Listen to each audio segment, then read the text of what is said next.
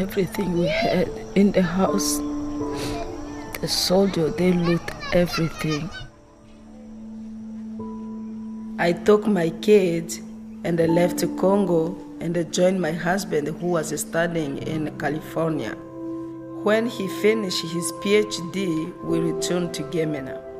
This when I met Zambo. Zambo's parents had died, and I was a mother far from my kids. We cared for each other. Before long, we had 25 children sleeping in our living room. We would need to build them a house. Children come to us after losing their parent to AIDS, being neglected by relatives. We feed, clothe, shelter, and they pay for school and the medical care. But most importantly, we love. This is a place to call home. When children first start going to school, their classmates would say, "You are an orphan, you beg for food." I would hold them and say, "If someone tells you you are orphans, you tell them you are my children." I used to have 5 kids.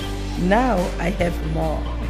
My dream for all of them, they can be a somebody in our community or in our country.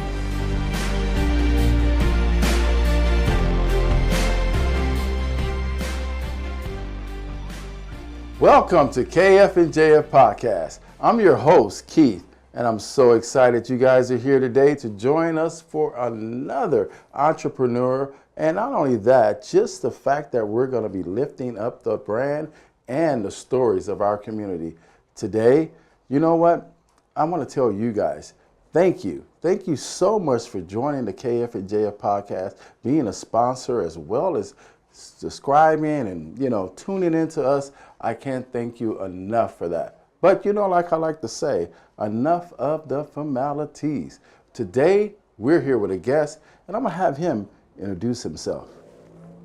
Hi, everyone. My name is Wilita Sanguma, and I'm the founder of the Lobiko Initiative. We are a faith-based nonprofit that's based here in Marietta, but we are doing work in Congo, Africa. And our motto is transforming lives through hope and opportunity. And what that means is investing in local change makers and equipping them with the resources that they need to transform their communities from within.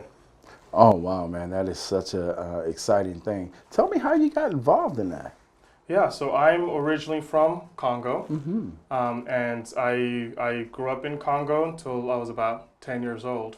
And my church actually was bombed on Christmas morning. Oh. And that was my first experience with the war in the Congo. And it took my family about 3 months or so hiding in the jungle and trying to escape the war, but we realized that we needed to escape the country as a whole. And so it was this long process of just experiencing just the tragic realities of war and what it does to people and the impact of that. And we were able to escape and come to the United States, and just the love and the support that I received from people and their generosity and their kindness really helped, change my heart. And really reflecting on that experience made me think of this organization, Lobiko, and how I was given an opportunity to become the person that I am today. Oh, wow. And how so many people, right, in Africa, all around the world, just do not have that opportunity. And so Lobiko is about giving people an opportunity to make something of themselves. Wow, I think that's such a great thing. Explain to us what Lobiko means. Does it have a meaning? Yes, so Lobiko is a noun tense of kobika in Lingala. So it's a Lingala word in Congo, and kobika is a verb which means to survive or to struggle. Mm-hmm. And so Lobiko in Lingala is the noun tense of that word, and it means well-being and salvation. And so when you ask me about Lobiko, it's in the name itself. Okay. And so with our work, we're trying to move people from kobika, which is survival, to Lobiko, which is well-being and salvation. Wow. So talk a little bit about, as a kid going through that trauma, how did you, was it something that was so overwhelming to you? Did it carry something as far as some mental issues or things like that? Do you feel like you have, you're constantly playing those things back in your head? Yeah, for the longest time, it's a interesting question you ask, because all throughout when I was about 10 years old, all throughout high school, I used to have these two dreams. And there were these vivid dreams. The first dream, and this was just my body and my brain just dealing with the trauma. And the first dream was, I am falling and I'm spinning down in this just black hole. And I have to scream to get out of it, to wake myself up. And I will always have those dreams. It seemed like almost on a weekly basis I would have those dreams. And there was also another dream that I would always have as well, where I am looking from a bird's eye view and there are two people carrying a casket up a hill.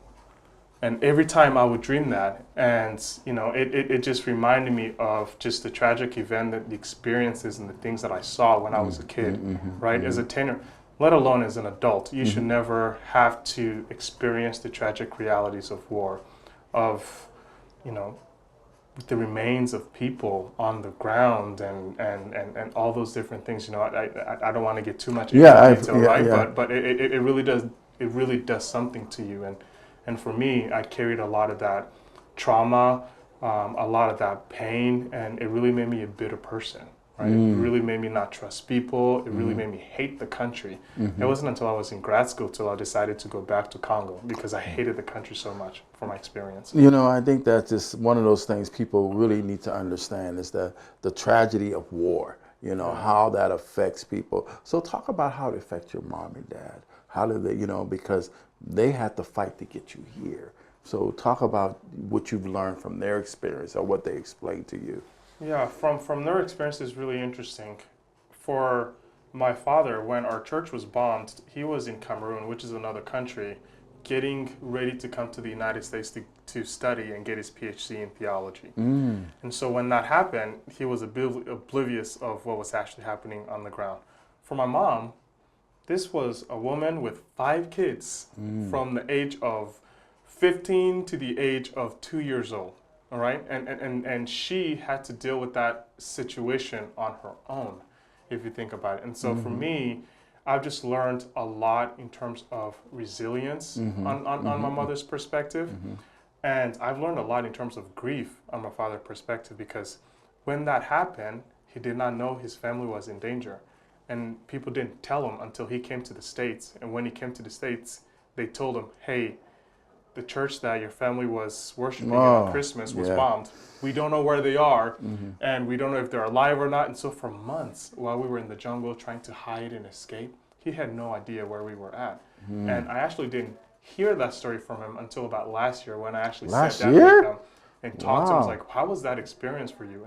And he shared that with me. And it's, as a father, that is... That's a lot of pain there, man. That's a lot of pain. Because you don't know exactly what's going on, and then you can't get to them because it's a war zone. You can't just fly in and say, I want to go look for them. Exactly. Talk a little bit about your education.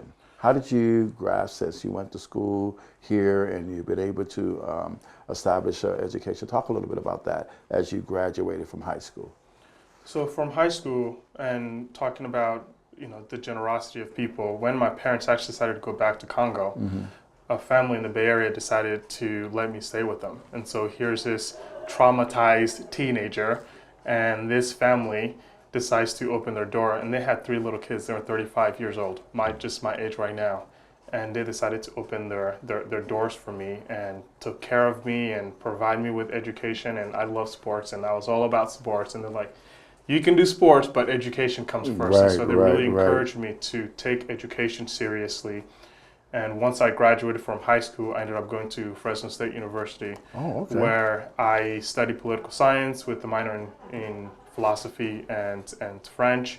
And there at Fresno State, really, I would say, is where I started doing a lot of that self-work of trying to understand my trauma, understanding my past, and what was it all for. And, I felt really guilty, right? Like the survivor guilt, like I had to be perfect, and all that stuff. But my time in college at Fresno State really helped me just unpack that experience and help me to make meaning of that experience. And so from there, realized that, Wilita, you can sit here and be bitter and hate the world and not trust people, or you can use this experience and the privilege and the opportunities that's been given to you to do something and make meaning of yourself and also help others. And so from then on, really dedicated my education and my studies to kind of the work that I'm doing right now. And so from Fresno State, went to the University of San Francisco, where I got my master's in international relations with the focus on peace and conflict resolution.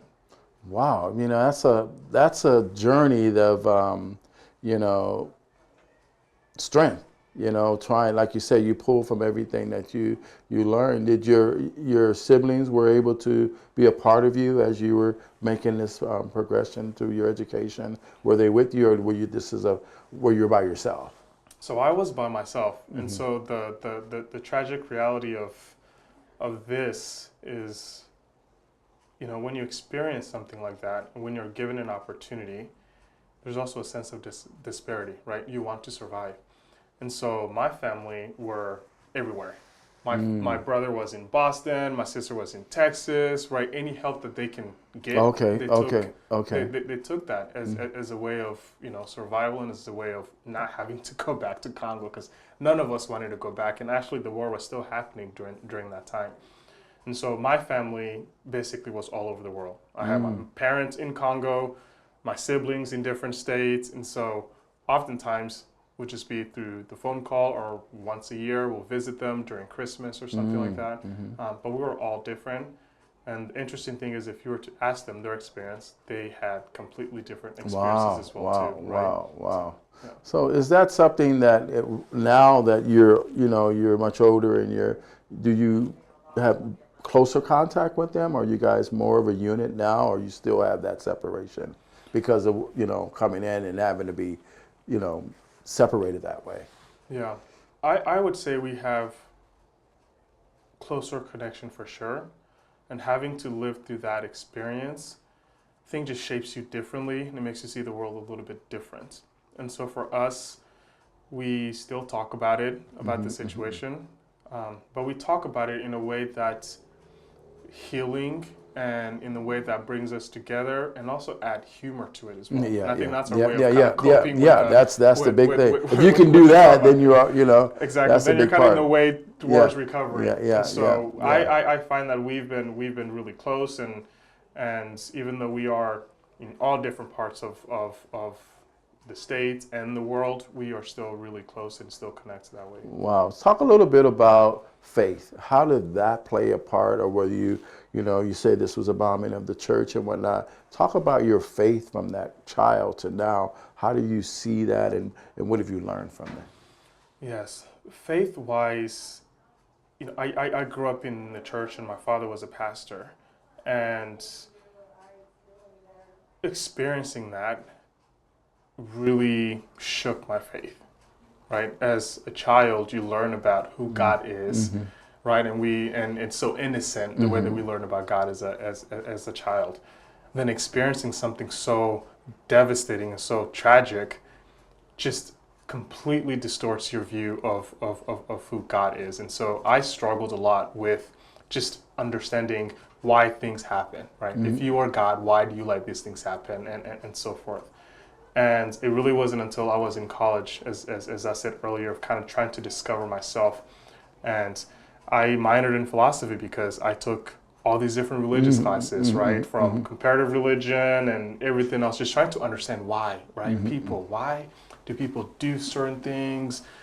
Faith, all of that. And I realized that my faith is stronger today, and I'm doing the work that I'm doing today, not because of what someone has said, but because of what someone has done in my life. That's right. And that family and that act of kindness and generosity, they did not have to do it. They did not make any money out of it. If anything, it took a lot of the energy. It was a sacrifice that they made. Especially as a young child. Especially as a young child. And so for them doing that for me, to me, that fuels my faith. And for me, that's what I want to do for others as well too, is that how do you serve others? Right. That is definitely a powerful thing.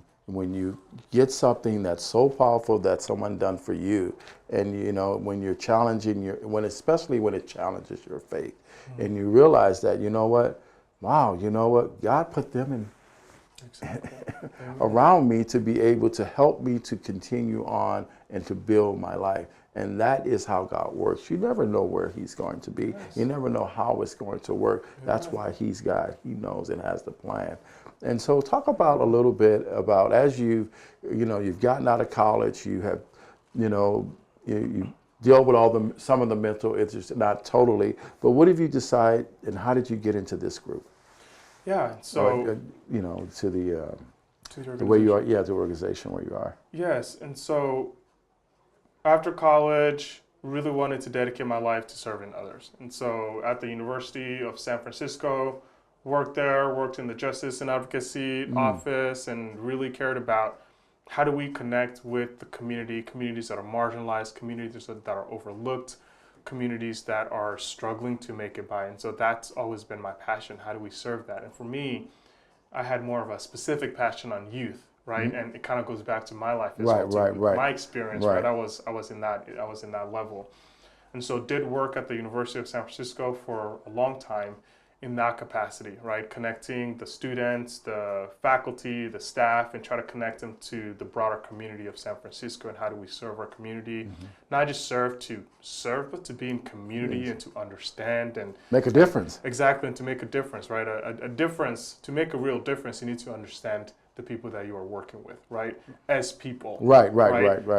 And so doing that work at the University of San Francisco, then transitioned over to work for Summit Public Schools, which is a charter management organization that focuses on education and helping really transform the education system to just improve the educational outcome of all students. And did that for about 7 years, and it was a prestigious role. Was working with really wealthy families and foundations to provide fundings to help us with education. And I really had a God calling about 5 years ago, calling, Wilita, you have been doing great work, but I really need you to start this organization that you've been dreaming of for a long time since you were in college.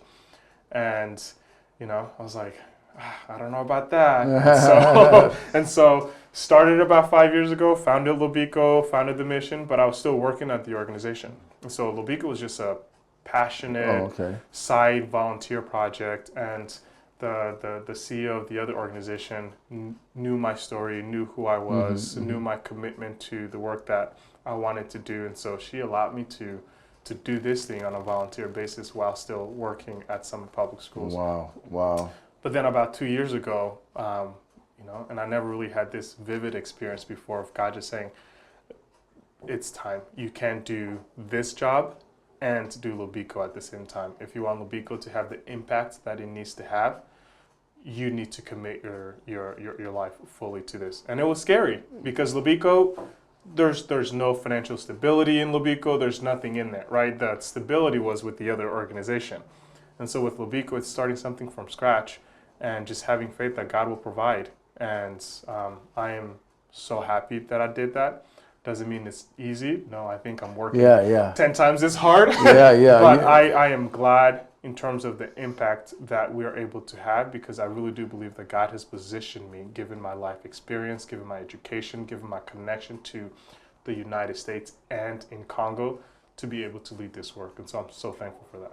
I think that's just so powerful, man. And your story just kind of gut-wrenching to me, because I know as a kid that those things they stick with you, and as they, carry you into adulthood. But you know what, guys? We're going to be right back, and we're going to have more of this incredible story. So hang on. We'll be right back.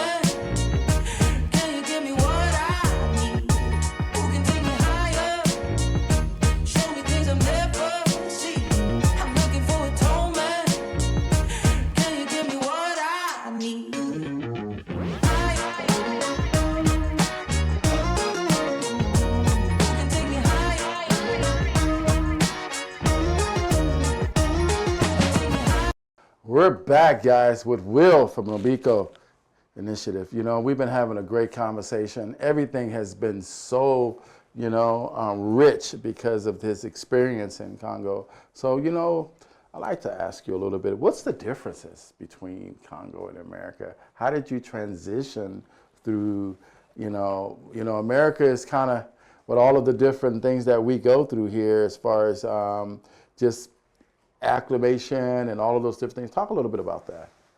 Yeah, there were a lot of changes. That's that's for sure. One, I came from a community where everyone looked like me to a community where I'm like, whoa, what's going on here? Yeah. And so there were a lot of, small nuances, but there were also a lot of complex nuances as well too, with racism and having to navigate that, and as a darker complexion individual, for instance, right, coming in the United States and being exposed to those types of reality. And so there were, right, from those types of complexities to just culturally.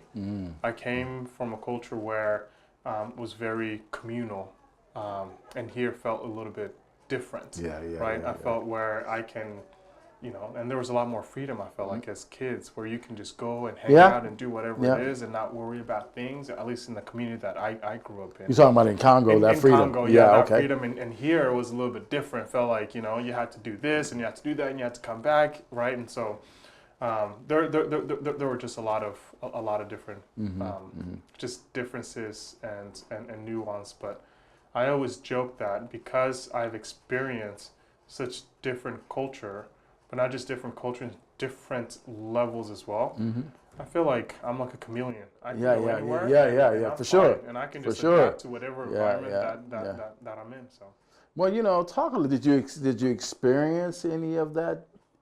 Complexities of America as far as racism. Would you ever get pulled over? Was it other issues that happened to you as you grew up through, the experience here?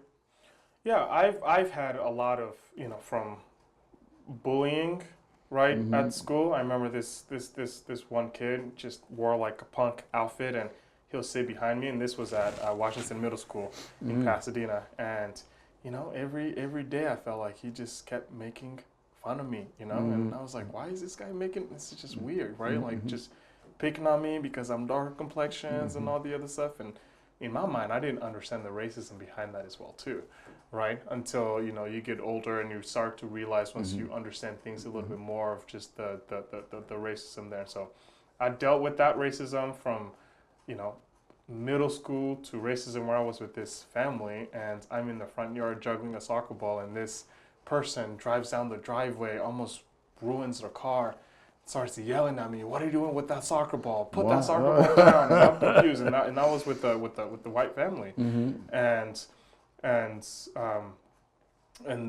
they're like, "Yeah, what are you doing with this?" I was like, I was confused, right? I didn't get it, because this was a family friend that I was with and just juggling the soccer ball while they were gone, and he sees the other family, the white family, coming back, and they're not fazed by it, and they're kind of curious, why is Wilita talking to this guy?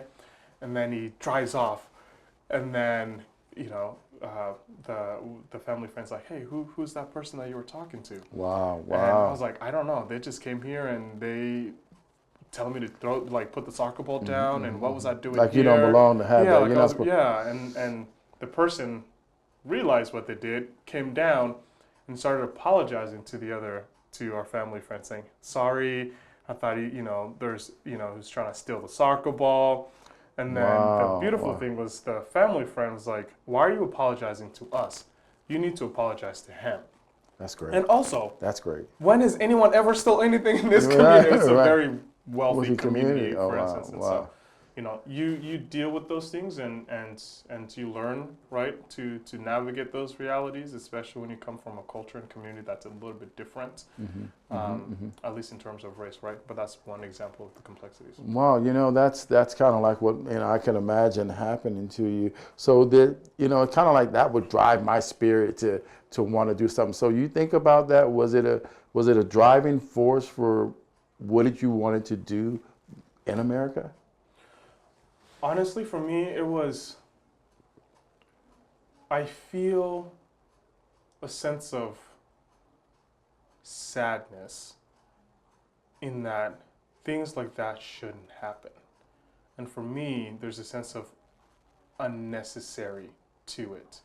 And so for me, the action, and I've always had the action, and the action has always been on the injustice aspect of it. We all, right? We all deserve to live a life of well-being. We all deserve opportunity. I don't think that one person should have more opportunity than the other just because they look different or because they believe something different or any of that stuff.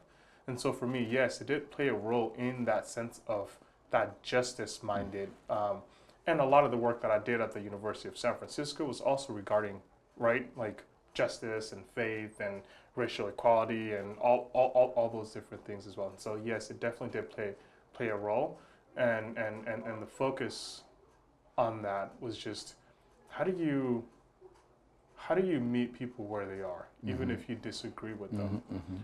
And how do you change the hearts and minds of people? And honestly, I think that's one of the hardest things to do. It is. It is one of the biggest things. But I think if we can cover it in this area, it's faith and your belief in God. Talk about that and how strong that is in your mind and your heart.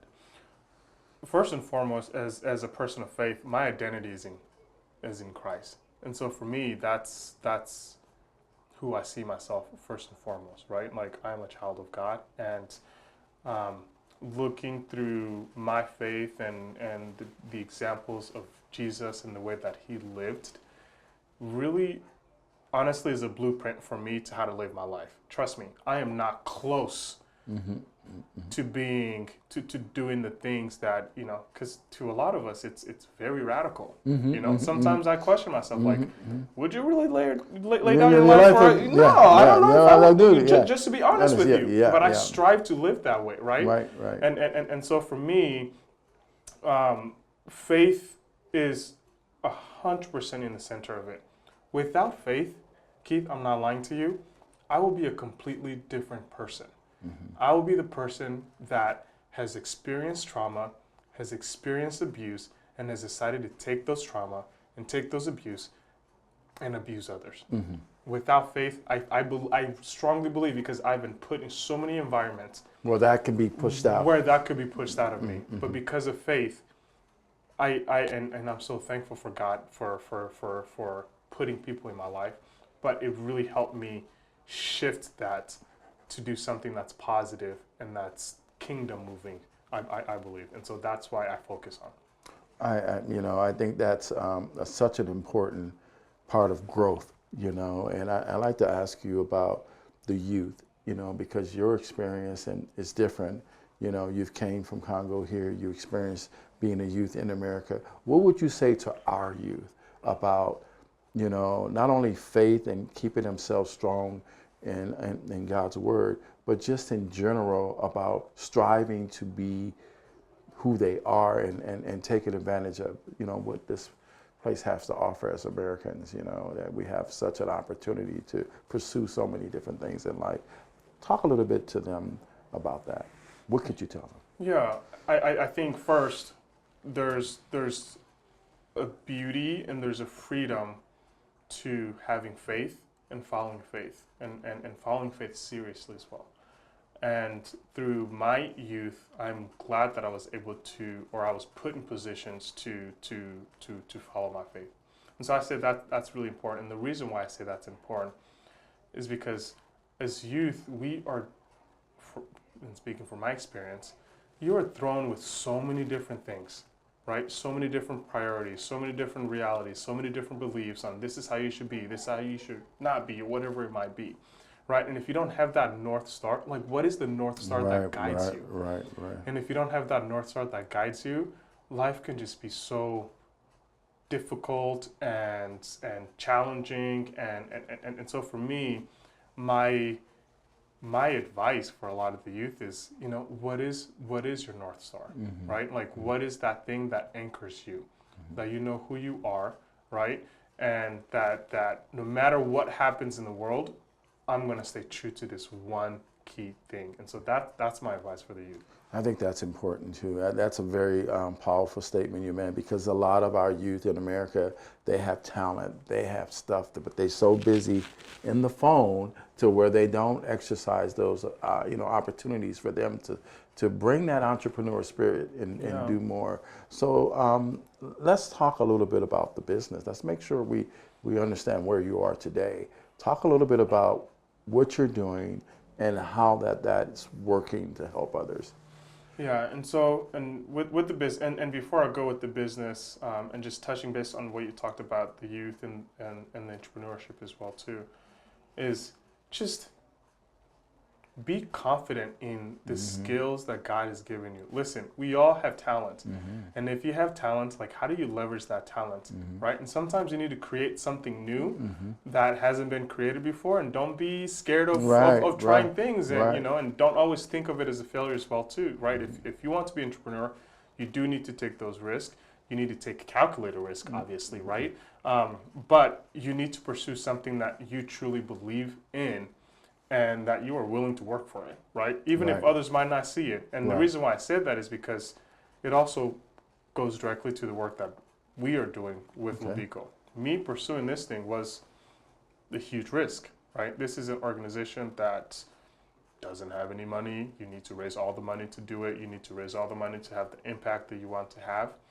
And the easiest thing for me to do was to just stay with my old job and just work at Summit Public Schools. But with Lobiko, starting it as a nonprofit from the grounds up to where we are right now, it's unbelievable. And the work that we are doing with Lobiko is, one, how do we mobilize a community of people that want to see transformative change in the lives of others? And that's the most important thing. How do we mobilize a community of people that want to see transformative change in the lives of others? How do we then work with those individuals and communities that are experiencing some of the harshest realities, some of the harshest injustices? How do we work with them, not by just giving them things, but how do we work with them, listen to them, hear them, and then how do we partner with them so that we can provide them with the resources and the support that they need to enact the change that they want to see in their community. And I think that's the difference between Lobiko with a lot of different international organizations. Oftentimes it's, we care about education, so we're going to go there and we're going to provide education.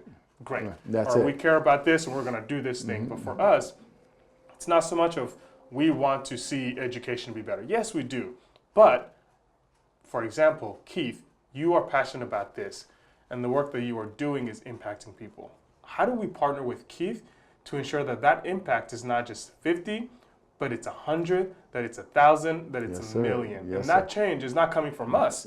It is coming from Keith, who understands his community, who understands the challenges of his communities, but also understands the potential and the beauty of his communities as well too. And so that's what we try to do with Lobiko. Well, I think that's definitely an important part of what we're trying to do, and I know that you have put the work in for your organization as well. So tell people how they can get a hold of you, what they can do to support you, and how this can work to help not only the organization, but those that you're trying to help abroad.